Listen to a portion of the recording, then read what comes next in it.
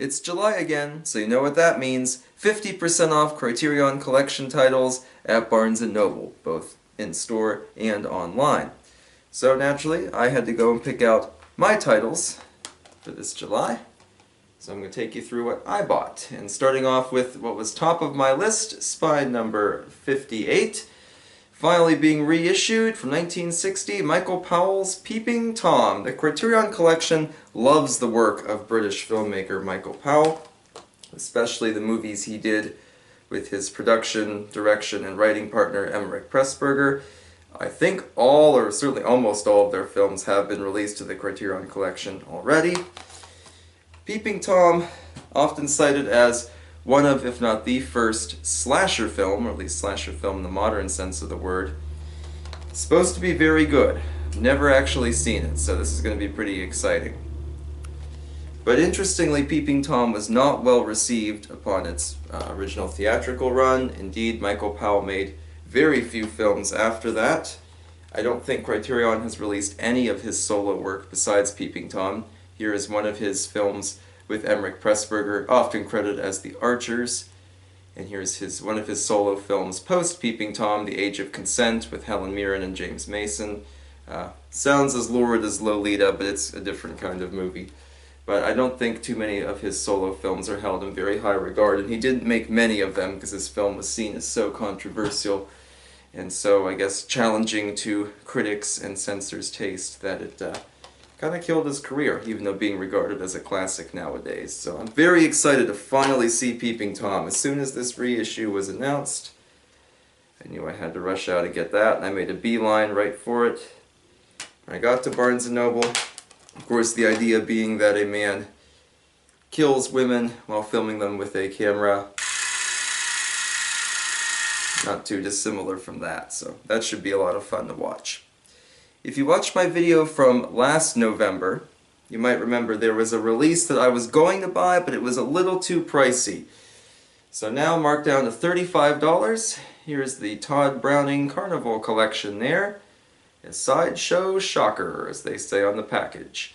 So Todd Browning, of course, today probably best remembered for directing Dracula with Bela Lugosi, but he had a very long and profitable relationship with silent film star Lon Chaney, directing many Chaney films.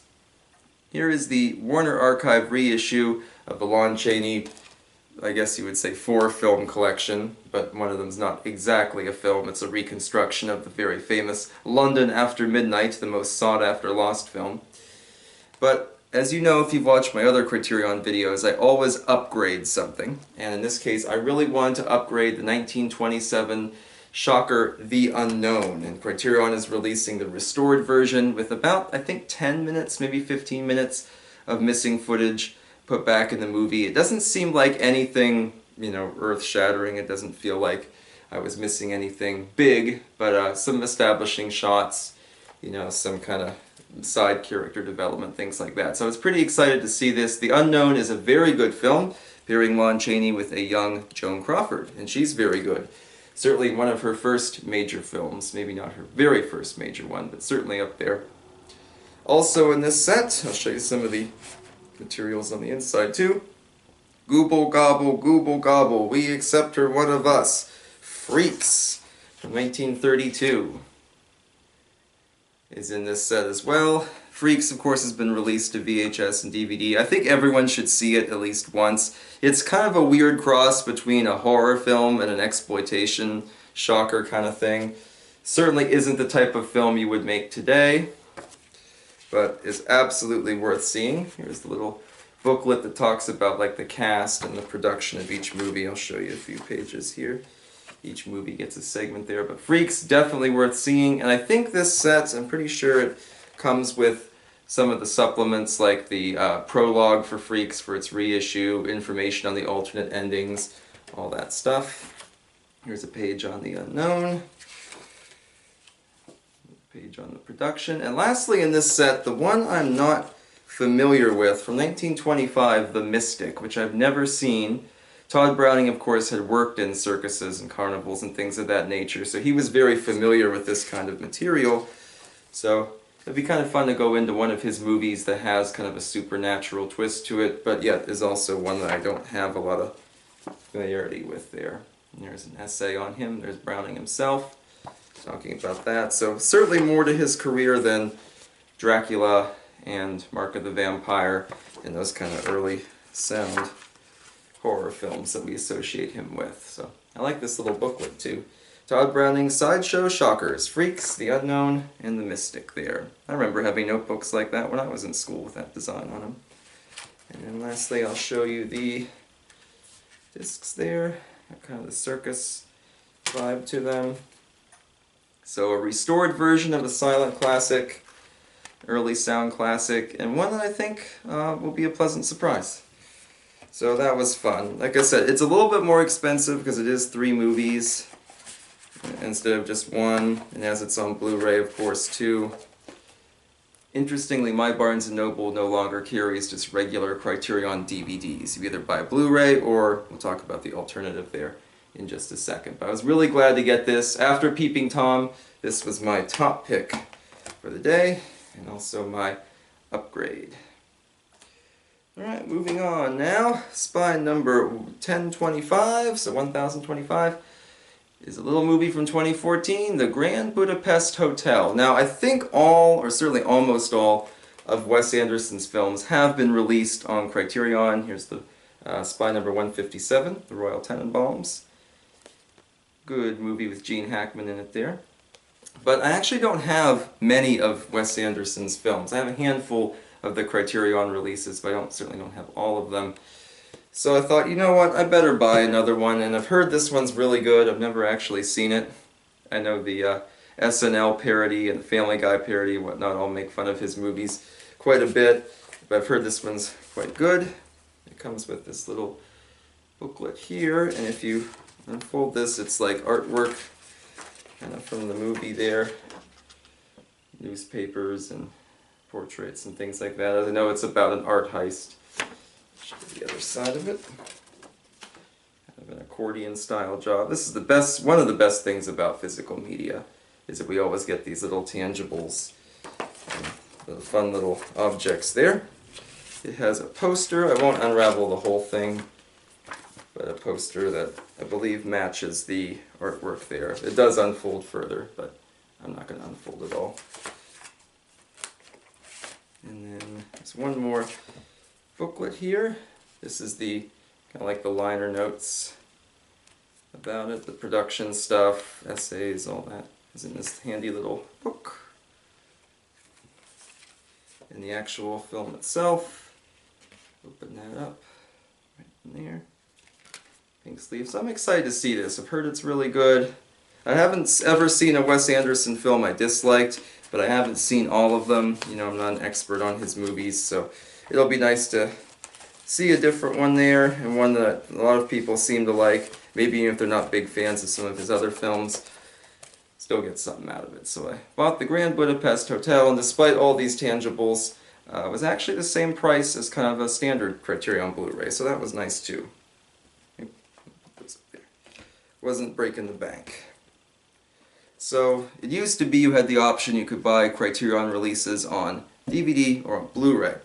Now they have a section for Blu-ray, which has those blue stickers, and a section with these silver stickers that reads 4K UHD plus Blu-ray combo. So this is the other thing that they are pushing now in place of DVDs. Hey, get the 4K disc and see what you can do with that. Still comes with the regular Blu-ray too, and I realized I don't have any animated Criterion films, so I thought, you know what I should get is WALL-E. I saw at least some of WALL-E when it first came out. I don't really remember it very well, so I thought I need to see it again. Now these sets are a little more expensive than the standard Blu-rays are. Show you that one first there. Just kind of WALL-E's workshop. Open it up, the red disc here, that's the 4K. It says right on it, 4K UHD. And then you have two standard Blu-rays, one with the movie and one with the supplemental materials. So that's pretty handy. And then Trash Planet. Schematic on the back. The booklet for WALL-E there. Talking about its production, talking about its animation. some storyboards. A lot of good stuff there. So I thought, I don't watch enough cartoons. I don't watch enough animated films, so could do with watching a few more. If I remember right, this movie also uses a scene from the D.W. Griffith silent A Corner in Wheat, so I think that would be fun to watch for that scene again, because I'm a big fan of D.W. Griffith. Wall-E is spy number 1161.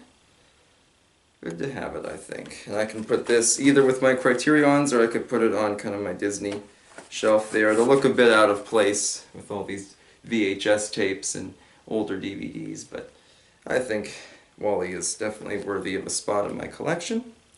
And lastly, if you remember last winter, I was at my local thrift store and I found Orson Welles' Chimes at Midnight, which as it was $2, maybe $3. I knew I had to buy it because how often do you get Criterions for $2 or $3? And I realized I've seen most of Orson Welles' films, but not all of them. So I thought, you know what, I better grab one that I haven't seen yet, because I really liked Chimes at Midnight. The Trial, based on the Kafka story of the same name. Kafka, of course, most famous today for writing The Metamorphosis, and also for writing In the Penal Colony, which is my favorite of his work. Something a little bit different there. So The Trial, very curious to see Anthony Perkins is good in anything. Here's Orson Welles, who, of course, besides being the mastermind behind the camera, also appears in front of it. It has kind of the fold-out info booklet there. It's the Anthony Perkins image on the back. Cast and crew. So, very, very good. So only a couple more Orson Welles films I'll need to see after I watch this one. So that'll be a lot of fun. And The Trial. Spy number 1191. And I was going to buy one more, but I thought, as I have purchased several more expensive titles like that Todd Browning set and Wall-E a little bit more, I thought that was a good place to stop, and I can start thinking about what I want to buy come November. I was a little bit upset because the re-release of The Long Good Friday won't be out till much later. I was hoping that would be out by now, but that wasn't the case. I have to say too, compared to last November, my Barnes & Noble had a much bigger selection, so I was glad to see that, and quite a few people were there yesterday kind of digging around with me looking for their particular titles. That was a lot of fun. So if you're going Criterion shopping for July, let me know what you picked out. Looking forward to hearing from you. Please comment below with some of your favorites, and we'll see you next time.